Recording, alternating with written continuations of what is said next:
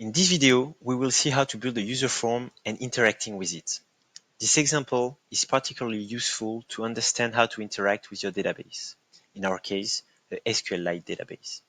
We will see how to create a table in the SQLite database using a graphical interface, then how to use the form component and fill the newly created table with the collected data.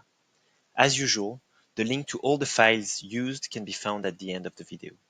Let's go step by step. Back to the script and the locally hosted app. In the shell, we have a link to a page that will be generated by a user form.sql file, right here. Currently, the file does not exist, so it does not point to any pages, as you can see on the right. So let's start by creating this file.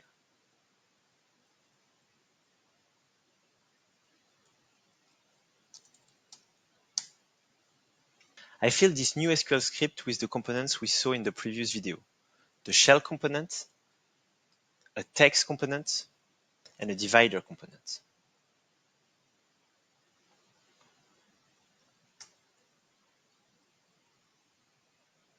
Coming back to the home page, now the menu points to this new page. Let's now use the form component to collect data. As shown in the deployed version of the app, we will have a table with 4 columns: first name, last name, email, and phone. We need to create a table where this information will be saved. Let's use dbeaver to do so. Please note that you have many options to create a table in your database. For instance, you can look at the migration documentation of SQL page to create tables. First, connect dbeaver to the SQLite database.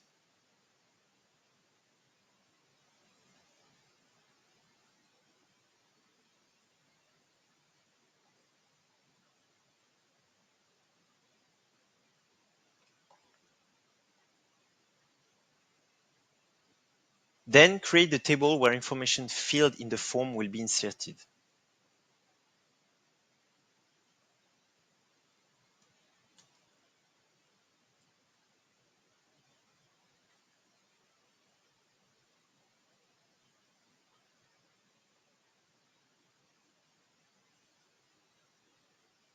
The name of the table is example user form 2. We now create the user form using the form component. Please check the doc if you want to personalize your component with radio button, drop down, width of fields, etc. As usual, we have top level parameters to shape the component and the row level parameters with the information we want to collect. Let's save the file and see how it shows.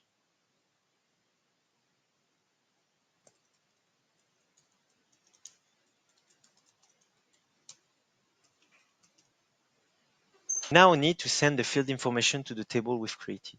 So when we click the Validate the Form button, the data coming from the 4 variables, first name, last name, email, and phone, is inserted into the table.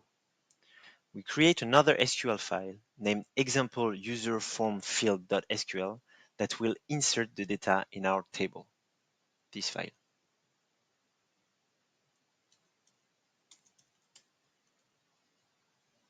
The file to insert the data is a simple insert query that takes as values the variables coming from the form component.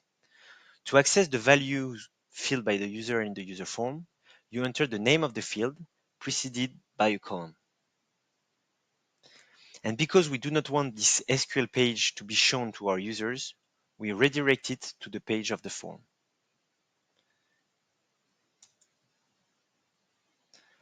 We can now send the data into our table in the SQLite database. We are done. Let's prove that it worked by visualizing the data in the web page. I am using the table component to display the data from the table.